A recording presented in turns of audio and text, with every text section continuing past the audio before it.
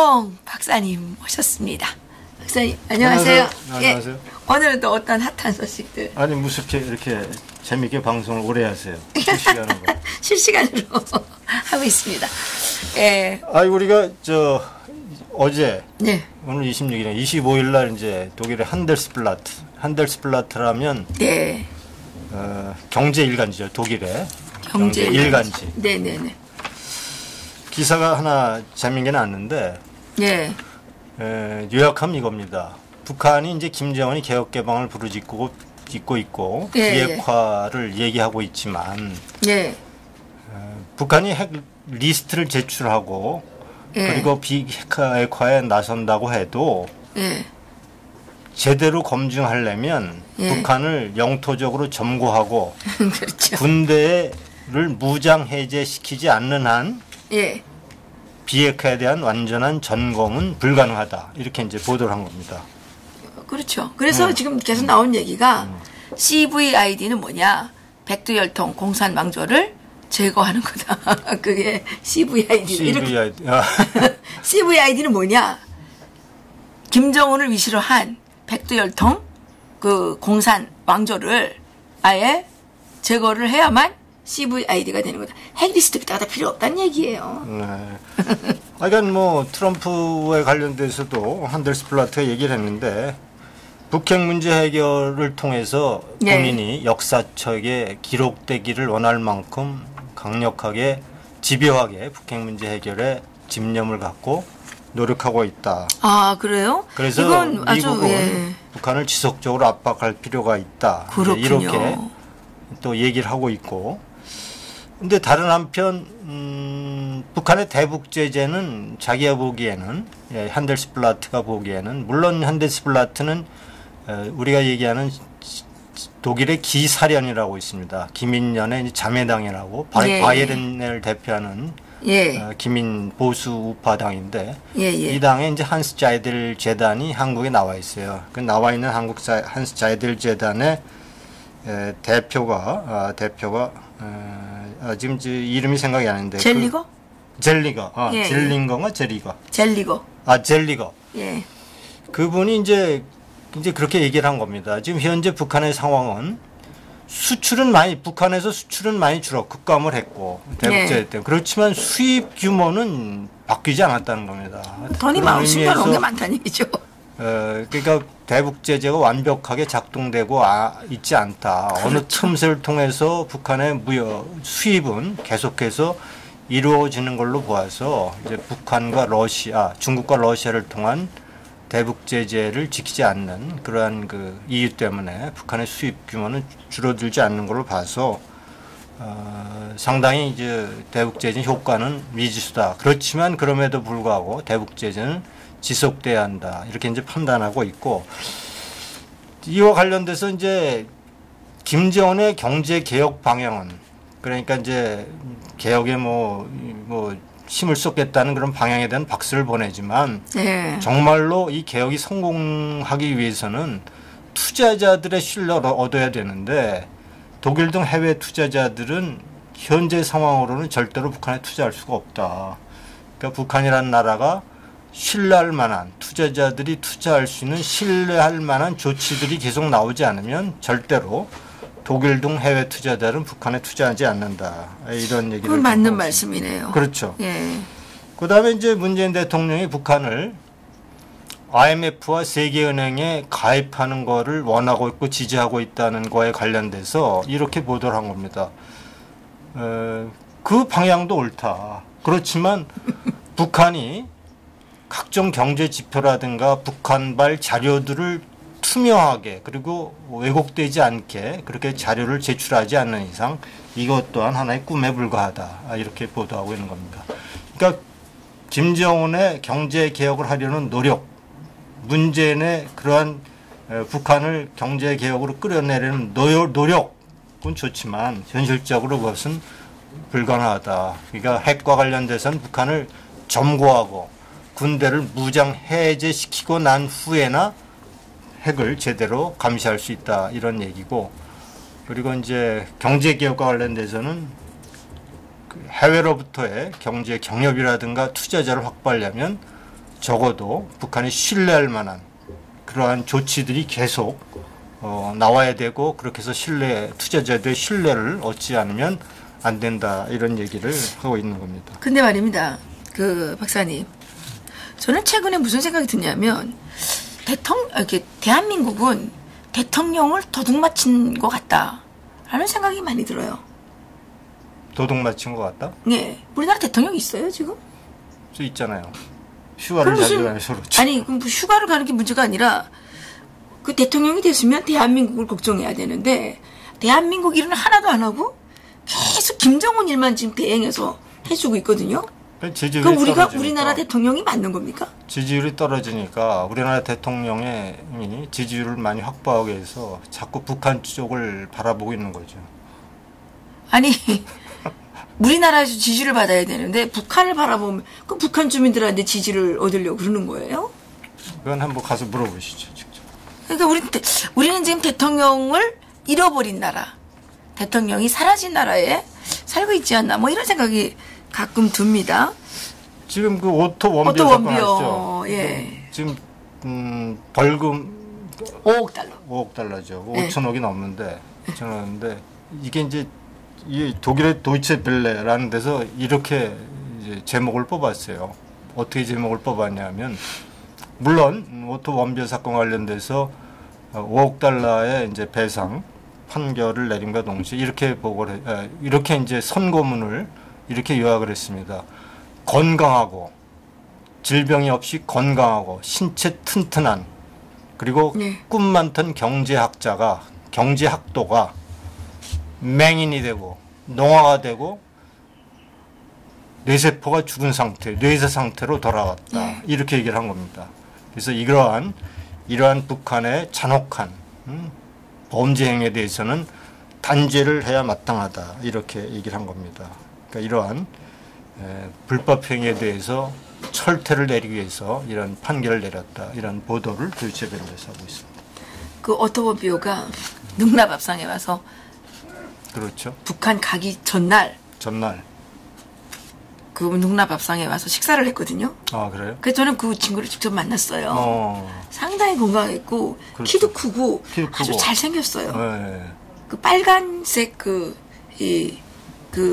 뭡니까 파카라고 그럽니까? 파카 그런 거를 이제 입고 왔었는데 아주 활달했고 북한에 대해서 공부도 많이 해가지고 아는 것도 많더라고요 그때. 나는 그때 가지 말라고 보러 가냐 이제 내가 그런 얘기를 했었거든요. 근데 어쨌든 안 갔으면 이런 것도 없었을 텐데. 안타까워요.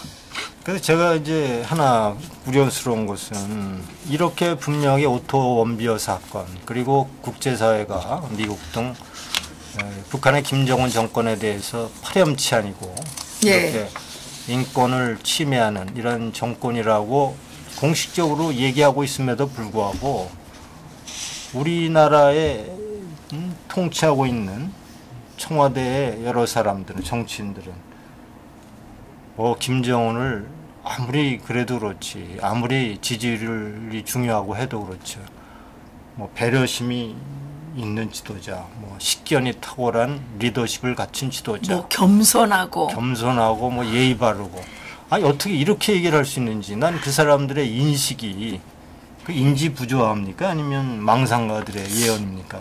저는 그 직접 우리나라 메인 미디어에 그 간부급 기자한테 그런 얘기를 들었어요. 김정은이가 북한 주민들을 너무 생각해서 너무 열심히 일을 하다 보니까 몸이 뚱뚱해졌다는 거예요. 내가 너무 열심히 일하면 몸 뚱뚱해져요? 열심히 일하면 몸이 빠져야지. 너무 스트레스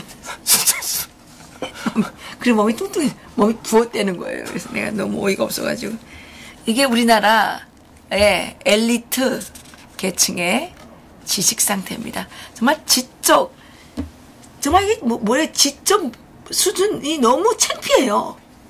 지적 수준이 아니 그렇죠. 어떻게 그렇게 아니 이게 참 언론의 아주 기본 중에 기본이 팩트 사실보도 아닙니까? 사실보도 사실을 왜곡하는 것이야말로 좀 가장 언론으로서의 본질을 저해하는 행위임에도 불구하고 어떻게 이렇게 페이크 뉴스를 쏟아내는지 참 한국 언론의 참 수준을 또 다시 한번 바라보게 되는 그런 케이스인 것 같습니다.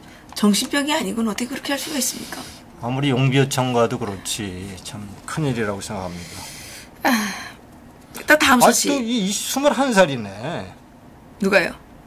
오토 원비어가 21살. 21살에 잡혀갔죠. 21살에 잡혀가서 23살에 그러니까 사망했죠. 아주 낭만적인 청년이었어요. 전 직접 만나봤기 때문에. 예. 그렇죠. 다음 소식 우리가 그 펠릭스 릴이라는 이 사이트 기자를 우리가 지난번에 한번 작년인가요? 지난 여름에 한번 봤죠. 여기서 취재를 예. 저를 뭐라 그랬습니까? 북한 무슨 탈북 캐피탈리스트 이렇게 제목을 뽑아서 예. 치체로라고 하는 독일의 아주 권위 있는 시사 잡지에 보도한 그런 펠릭스 릴 기자가 오늘 새로운 뉴스를 하나 보도를 했네요. 실었네요. 이건 골렘이라고 하는 IT 신문이에요. IT 신문. IT 신문에 이제 보도한 건데 우리가 남북을 비교할 때 인공위성 사진 이제 밤에서 찍은 걸 비교한 사진들이 있지 않습니까? 있죠. 그러니까 북한은 깜깜하고 남한은 이제 화려한 불빛이 보이는 그런 인공위성 사진. 그것이 이제 전면에 실리고. 그렇죠. 근데 이제 이 펠릭스 릴 기자는 이렇게 얘기합니다. 북한이 그렇게 암흑세계라고 해서 북한을 IT라고 해서 북한이 IT마저 형편없는 나라라고 생각하면 큰 오산이다. 북한은 IT 강국이다. 이렇게 보도를 한 겁니다. 예를 들어서 북한이 이제 수년 전부터 국제 프로그래밍 경진대회에 이제 출마를 한대요. 출전을 한대요. 그럼 항상 우수한 성적으로 입상을 한다는 겁니다. 그 다음에 이제 예를 들어서 2016년에 북한 대학팀이 국제 대학 프로그래밍 경쟁에 나서서 100팀이 참가했는데 28위를 했다는 겁니다. 그렇군요. 그리고 국제 수학 올림피아드에도 해마다 참가를 하는데 늘 상위권이라는 겁니다. 북한이 수학은 잘하네. 그러니까 우리가 지난번에 수학 언젠가 그런 보도도 들은 적이 있어요. 수학 천재가 홍콩인가 어서 국제 올림피아드에 수학 올림피아드에 참가해서 우수한 성적을 입상했다가 홍콩으로 망명한 보도 한 본 적이 있죠. 탈북 한 번 했죠. 탈북했죠. 그 친구 어떻게 되는지 모르겠네. 그러니까 아주 상위권에 입상한다는 겁니다. 그래서 지금 네덜란드뿐만 아니라 태국 여러 나라들이 비디오 게임 프로그래밍과 같은 그리고 그 외에 애니메이션, 안면 인식 이러한 것들에 대해서 북한에 아웃소싱을 한다는 겁니다. 북한에 하청을 줘서 거기서 그렇군요. 이제 프로그램을 개발하도록 하는 것이 현재 실제 상황이다. 그래서 이미 그리고 또 북한은 IT뿐만 아니라 이미 여러 가지 대북 제재에 대해서도 이제 펠릭스 기자가 얘기를 했는데 대북 제재에도 틈이 벌어져 있고 이미 북한은 거래 시스템을 만들어 놨다는 겁니다.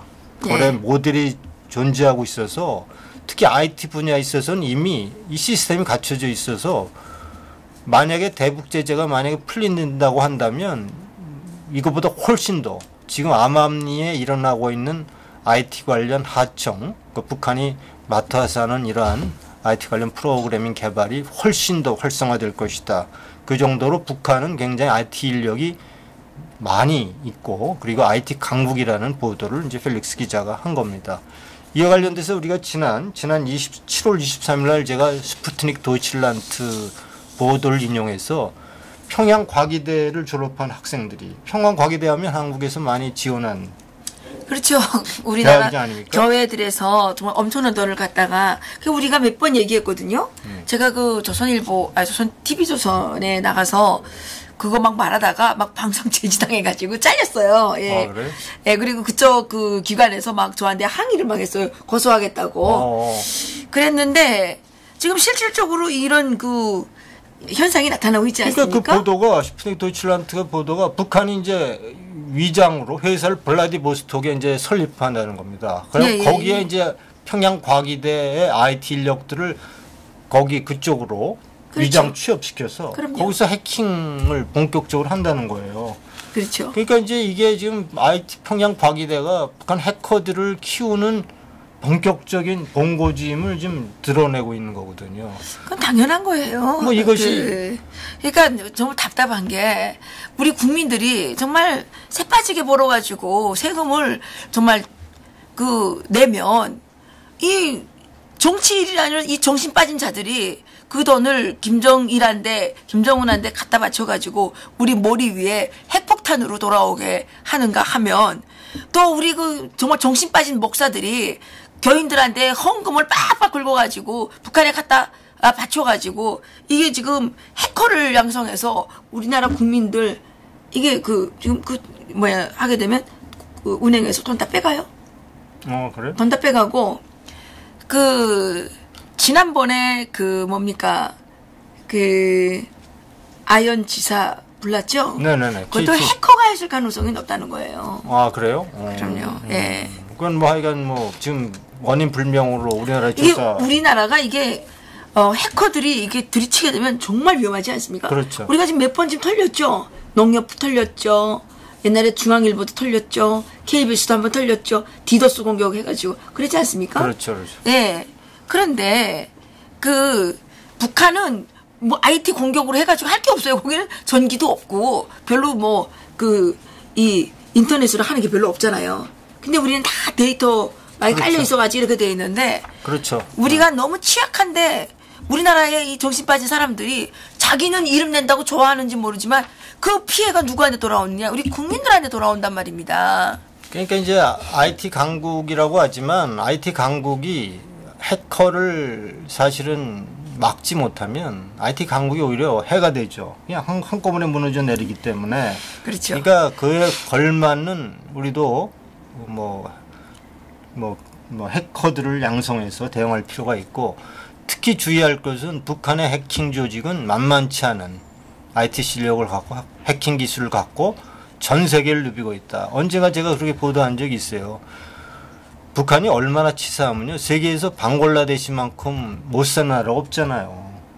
방글라데시의 중앙은행을 해킹해서 말이죠. 8,500만 달러를 맞아요. 도둑질해간 사건이 독일 언론에 보도된 적도 여기서 얘기 드린 적이 있는데, 북한은 그 외에도 영국, 스페인 곳곳을 돌아다니면서 해커들이 활동하고 있다는 사실을 이미 여러 차례 얘기했는데, 우리나라에도 사실은 제일 많이 공격을 했을 거예요. 보도가 안 됐을 뿐이지. 그렇죠. 그렇게 오늘 아침 조선일보에 보니까 북한이 올해 한 해 만에 외국에 기업 87개 기업을 해킹했다는 보도가 나왔던데요. 아, 그래요? 네, 하여간 전천후로 지금 하고 있죠. 하여간 지금은 IT를 대북 제재가 활동을 하기 때문에 아까 필릭스 릴 기자 얘기한 것처럼 특히 IT 분야에서 대북 제재에 허점이 많다는 겁니다. 그러니까 이제 이 대북 제재를 우회하고 대북 제재를 피하기 위해서도 IT 부분에서의 어떤 조직적인 해킹이라든가 밀거래를 하는 것들은 여전히 자행되고 있다. 이런 얘기를 들을 수 있다고 봅니다. 박사님, 한 분이 댓글을 올리셨는데, 네. 해킹 잘한다고 IT 강국이라니 허참 이 분야에 있는 사람으로서 듣기 거북하네요 이러셨어요. 이건 제 얘기가 아니고요. 필릭스 릴 기자가. 아니 그러니까 이분이 이분이 야유를 하느라고 그런 것 같은데 그렇게 이제 이해를 하죠. 북한이 IT에 투자를 하는 건 오직 해커를 양성해서 다른 도둑질하려는 목적뿐입니다. 그런데 우리나라의 이러한 사정을 몰라서 그랬는지. 근데 이제 우리 이렇게 비유하실 수 있을 거예요. 북한이 다 형편없는데 핵 하나 갖고 있잖아요. 핵무기 하나로 북한은 군사 강국이에요. 그러네요. 예를 들어서 북한이 해킹으로 전 세계를 다 마비시킬 수 있다면 북한은 IT 강국이죠. 그런 의미에서 해킹이라고 하는 것들이 정말 제대로 막지 않으면 기간 산업 자체가 완전히 떨어뜨릴 수 있는, 그러니까 완전히 한 나라의 체제를 붕괴시킬 수 있는 그러한 강력한 무기임을 우리가 알아야겠다, 이런 얘기를 전해드리고 싶습니다. 그렇죠.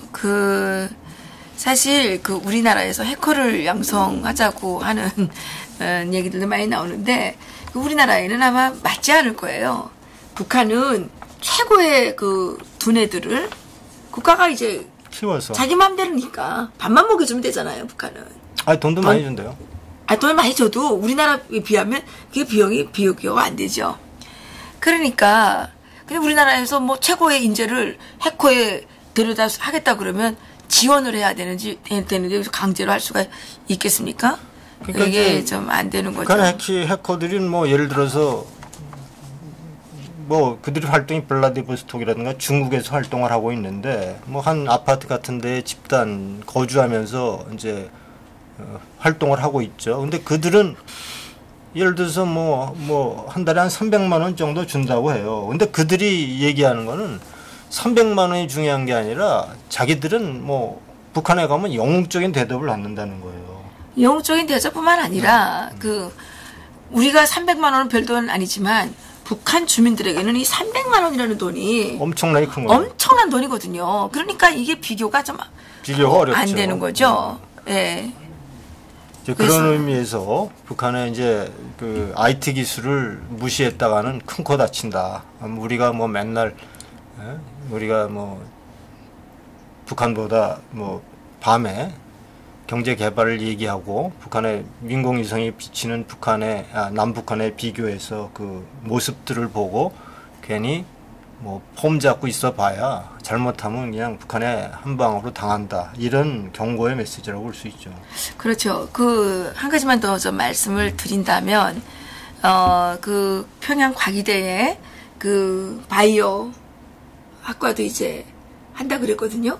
그것도 하면 안 돼요. 왜 안 되냐면 그 바이오 기술을 악용을 해서 그 화학무기 개발하는 거죠. 화학무기를 개발한단 말입니다.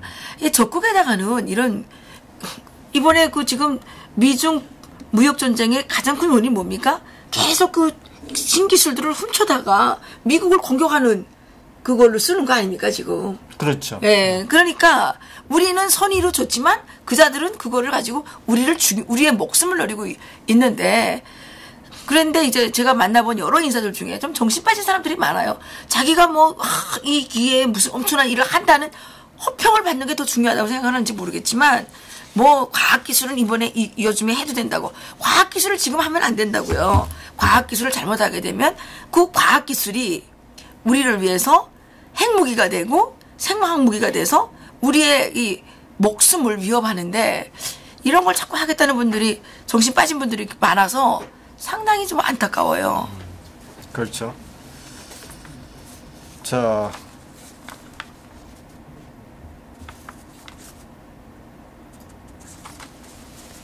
그 크리스마스 기적, 어저께 이제 크리스마스고 어제 예 그렇죠. 1968년에 이제 크리스마스 기적이 나왔다는 보도를 새삼스럽게 왜 갑자기? 독일 슈피겔에서 했는데요. 왜 갑자기? 1968년도의 사건입니다. 1968년 초에 여러분 잘 아시는 미군 정찰함 푸에블로호가 피랍됐습니다. 북한에. 네. 그래서 거기 승조원 82명이 피랍돼서 뭐 갖은 고문과 뭐 학대를 받다가 335일인가요? 335일만 거의 1년 만에 석방이 됐는데 바로 크리스마스 얼마 전에 이제 그렇게 됐군요. 예, 그렇게 해서 이제 그래서 크리스마스의 기적 1968년 크리스마스 기적 해갖고 당시에 이제 푸에블로호에 억류돼 있던 승조원들이 이제 예. 석방되는 사건을 이제 보도를 했어요 이번에. 1월달에 체포됐죠. 1월달에 이제 체포가 되어 피랍돼갖고 12월달 예. 68년도입니다. 1월 21일? 그 정도예요. 예. 그래서 딱 335일 만에 예. 이제 석방됐다. 그래서 이제 1968년도에 크리스마스의 기적이다. 이제 이렇게 보도를 한 것을 이제 슈피겔이 보도했는데 재미있는 게 하나 있어요. 이 사진을 좀 보여줘야 되는데 그 슈피겔의 사진이 실렸어요. 이거 아니에요? 슈피겔의 이제 사진을 실렸는데 거기에 이제 억류되어 있는 해운들이 이제 거기서 찍힌 거예요 사진을. 찍혔는데 전부 다 이러는 겁니다. 사진. 이렇게. 이런 손에 이렇게 하고 있고 근데 북한이 그것이 욕인지를 몰랐대요. 북한은 이런 욕이 있는 줄 모르죠. 그러니까 그러면서 그 당시에 필압돼서 억류돼 있던 미국 승조원들이 북한을 대해서 정말 보이지 않는 저항을 꾸준히 해왔다 이런 보도를 한 것 동시에 크리스마스의 기적이다 이렇게 보도를 했네요. 그렇군요. 네. 매티스 장관에 대한 얘기를 이게 참 아주 유럽에서는 굉장히 뜨거운 논란이 되고 있는데 유럽은 그렇겠죠. 심지어 이제 이거는 이제 독일 디자이트지가 이제 이렇게까지 보도를 했어요. 매티스가 국방장관직을 잃어버린 게 아니고 국방장관직이 매티스를 잃어버렸다. 이제 이렇게 보도를 했거든요. 왜냐하면 어쨌든 매티스는 미국이 자국의 안보를 위해서도 그동안 자유세계의 버팀목이 되었던 미국의 경찰 국가로서의 역할을 굉장히 중요하게 생각했고 그리고 미국과의 동맹국과의 관계를 아주 굉장히 중요한 국제사회의 안보뿐만 아니라 미국 자국의 안보로서도 미국과의 동맹체제를 잘 유지하고 발전시키는 것이 굉장히 중요하다는 입장을 그동안 견지해 왔다는 겁니다. 근데 이제 매티스의 이제 트럼프의 입장에서는 아무리 그래도 본인과 생각이 다르다고 해서 뭐 하루아침에 그냥 트위터로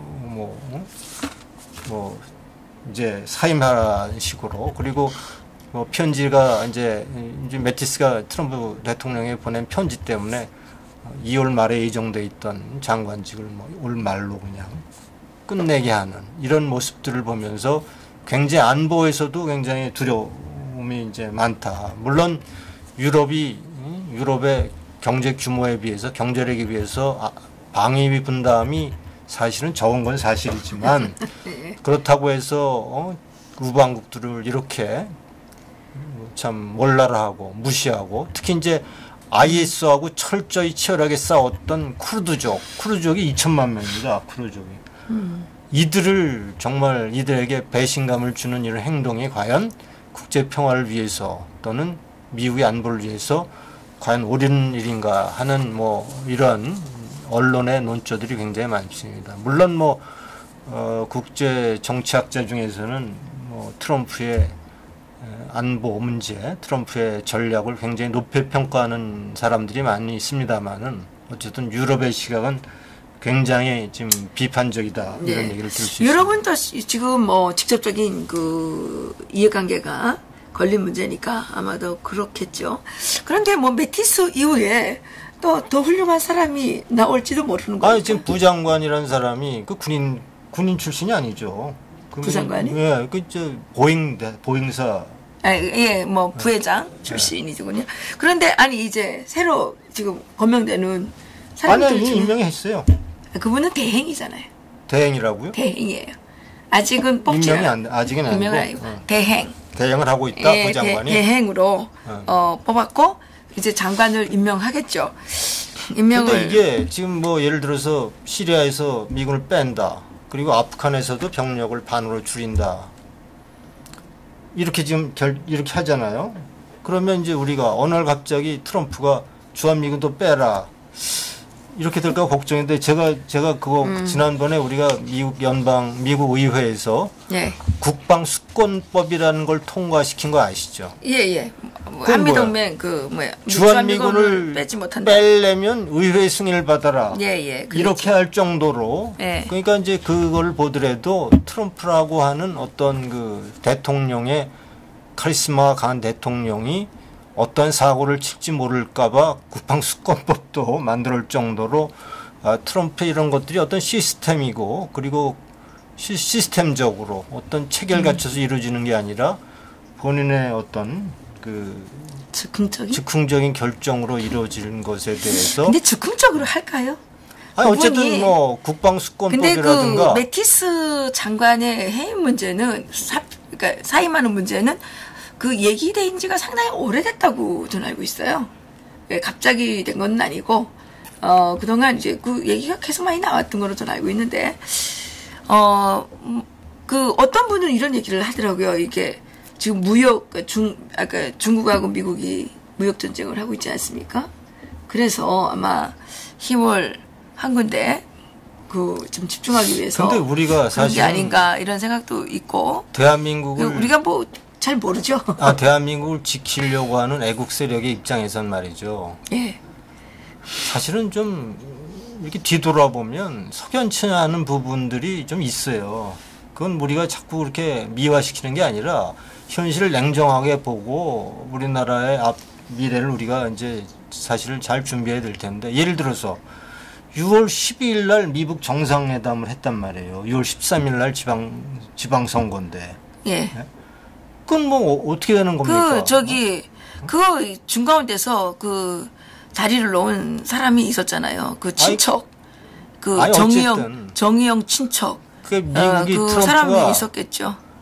바로 지방선거가 6월 13일 날 열린다는 것을 몰랐을 리가 없었을 텐데. 글쎄, 그 미국에서 문재인의 편을 좀 들어준 것 같은데 그런 생각을 빼놓을 수가 없어요. 그리고 지금 남북 간에 이루어지는 지금 우리나라 정부의 남북 간에 여러 가지 행보들이 있지 않습니까? 뭐 GP를 철수하고 뭐 비무장. 글쎄, 그것도 미국이 가만 냅둬서 되는 건지. 그동안 뭐 석탄 밀수입한 거 이거 다 관련된 거 있지 않습니까? 남북 뭐 연락사무소 뭐 전기 공급하고 뭐 이런 것들에 대해서도 침묵으로 일관하고 있고. 근데 뭐 우리가 너무 미국에 너무 많이 기대는 측면도 우리 스스로가 반성을 해야 되고, 저는 이런 생각이 듭니다.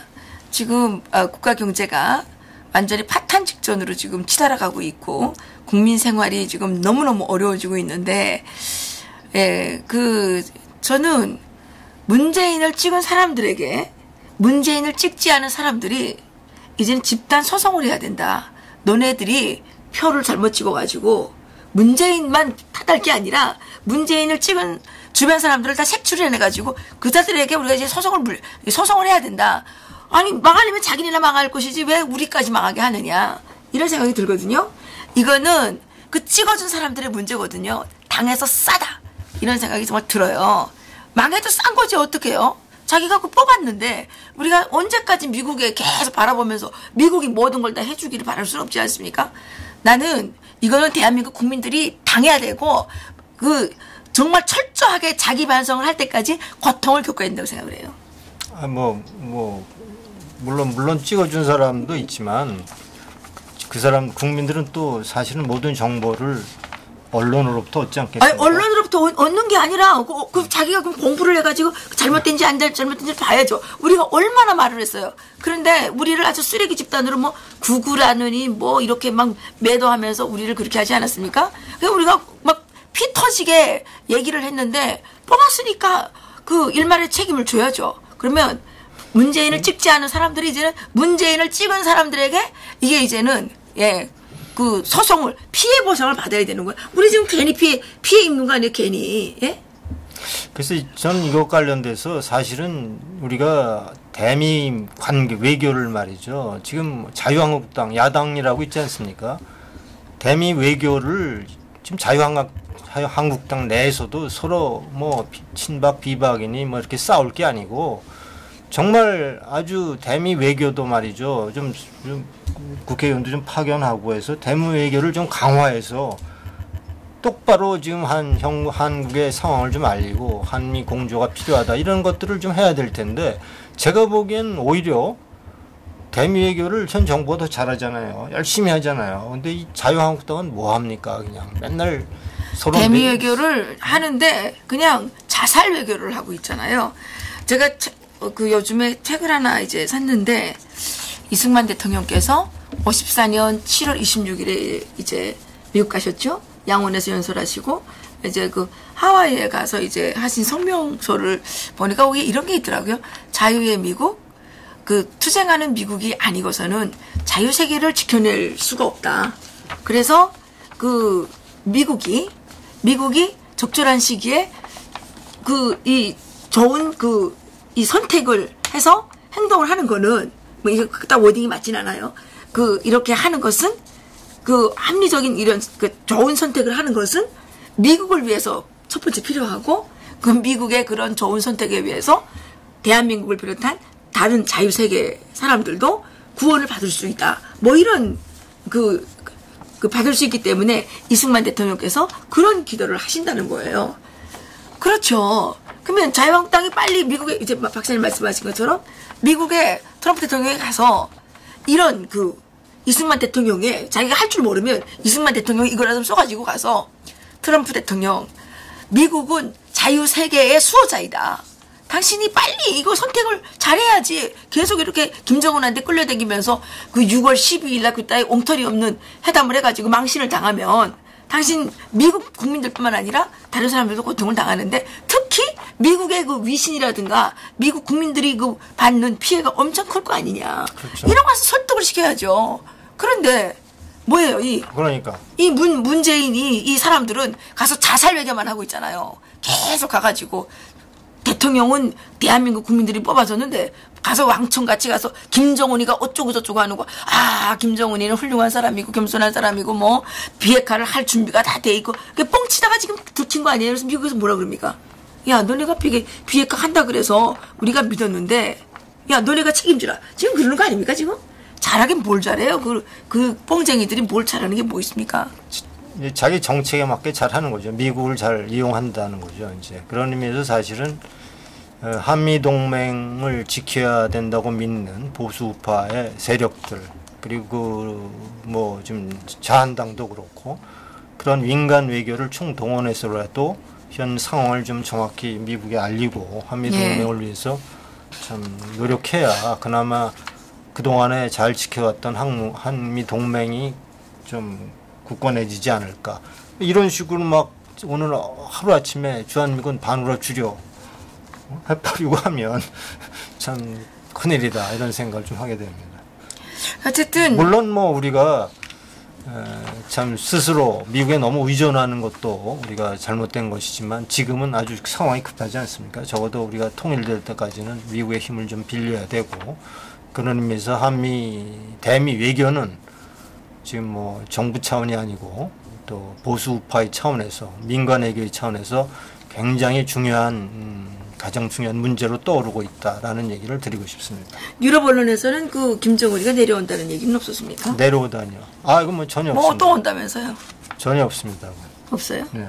아니 30일 날 온다고 슬쩍 흘렸다가 지금 또 뭐 아니라고 또 뭐 해명을 하다가 뭐 짜고 치는 고스톱인지. 아니 지지율이 떨어지니까 예전에 그거 있지 않습니까?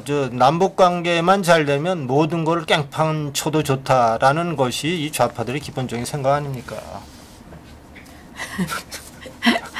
그러니까 남북 관계. 그러면 김정은이는 문재인의 지지율 제적입니까? 그렇죠. 이 사람들은 그렇게 생각하는 거죠. 그러니까 대한민국 국민의 민도가 높아져야죠. 그러니까 대한민국 국민을 얼마나 우습게 생각하면 김정은이가 문재인의 지지율 제적이라고 생각을 하겠습니까? 이걸 김정은이가 알아야 돼요. 야, 이게 뭐더라. 너를 문재인이가 지지율 올리는데 너를 수단으로 이용하고 있어. 이렇게 이제 이걸 보여줘야죠. 아니 김정은은 또 문재인을 이용하고 있잖아요. 서로가 지금 상부상조하는 거. 상부상조하고 있는. 그러네요. 저기 댓글들 좀 보겠습니다. 트럼프 대통령의 이런 지금 얘기들은 립서비스라는 얘기들이 지금 올라오고 있습니다. 근데 이 한 분이, 레이건이라는 분이 단지 하나, 트럼프가 자꾸 최고전 놈을 만나겠다는 것이 마음에 걸리는데 이유가 뭘까 이런 생각인 것 같습니다. 그리고, MSSK님께서는 트럼프의 고단수 전략이 있는 듯 생각이 든다. 이런 얘기, 우리가 그렇게 믿어오고 있죠. 우리가 여태까지 그렇게 믿어오고 있고.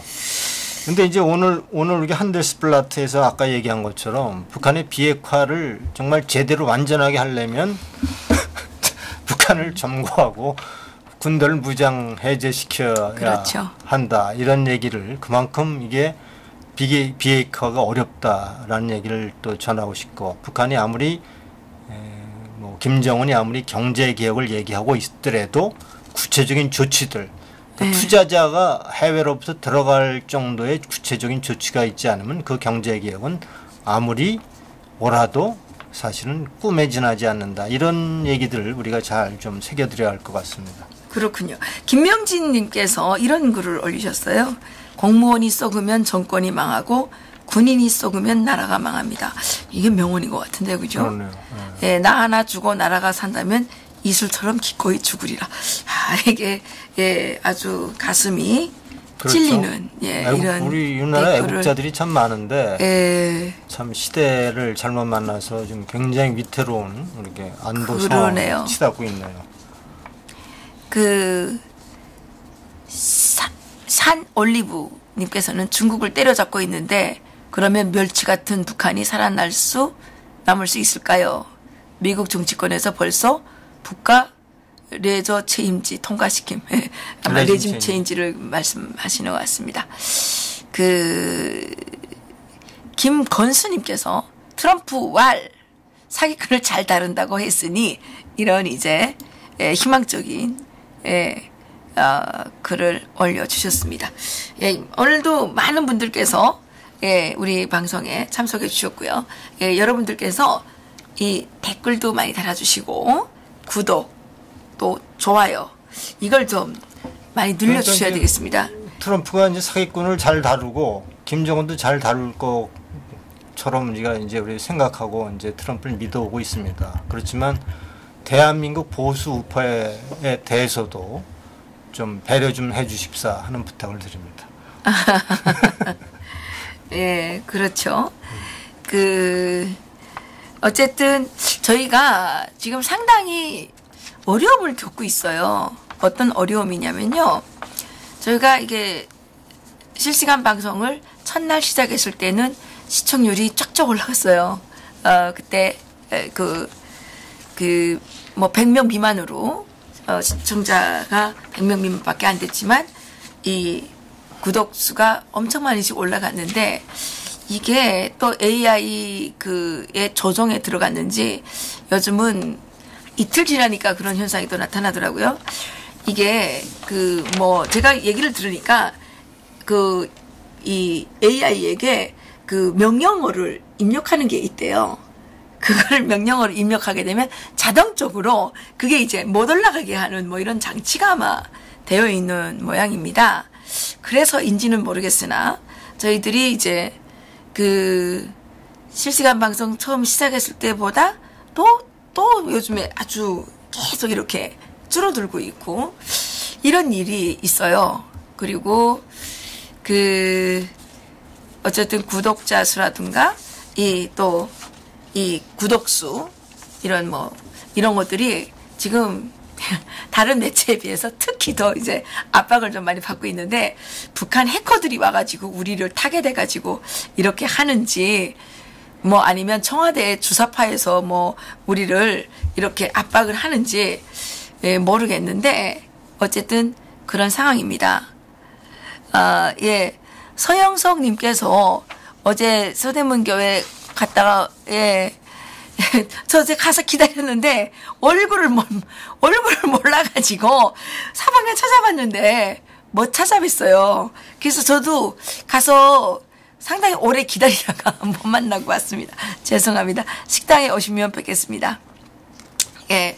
그래서 여러분들께서 주변에 좀 많이 알려주셔서 구독자 수도 좀 올라가게 해주시고, 그렇게 좀 해주시면 고맙겠습니다.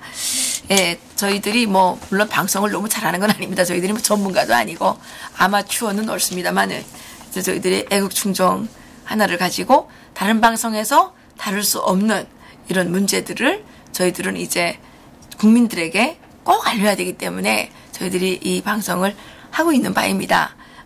그런데 이렇게 지금 너무 고통스러워요. 우리가 올해 작년 12월부터 1월 말까지 사이에 한 2개월 조금 안 되는 사이에 구독자 2만 명을 확보했거든요. 1년 동안 지금 만 명이 지금 못 넘어가고 있는 거예요. 이게 이럴 수가 있습니까? 우리보다 엄청 늦게 시작한 사람들 10만 명 간다는데, 이게 내가 자존심이 상해가지고, 자존심도 상하지만, 더욱더 안타까운 거는, 지금 우리가 이런 압박을 당함으로 인해서, 좀, 국민 여러분들이 알아야 될 중요한 정보들을 알지 못하게 하는, 이런 게 지금 안타깝다는 거죠. 우리 애국 시청자 여러분들께서 저희들을 끝까지 좀 도와주시기를 바라겠습니다. 아, 그리고 또 제가 이거 또 선전 안 하면 제가 약과 사장이라고 말할 수가 없죠. 예, 이거는 리버티 벨이고요. 이 크리스마스 때 많은 분들이 사가셨습니다. 예, 10,000원짜리 예, 선물 있고요. 통일 약과 있고요. 요거는 이제 음력설이 멀지 않았는데 올해 음력설은 꼭 이 통일 약과로 선물해 주시기 바라겠습니다. 이 안은 요렇게 돼 있습니다. 요렇게 돼 있고 이것보다 좀 더 큰 사이즈로 초콜릿 약과까지 넣어서 만든 50,000원짜리 약과도 있습니다. 예. 자꾸 이런 거 선전하게 돼서 미안하지만 저희가 뭐 이런 채널밖에는 뭐 선전할 수가 없으니까 예, 이렇게 좀 선전합니다. 용서 부탁드리고요. 예.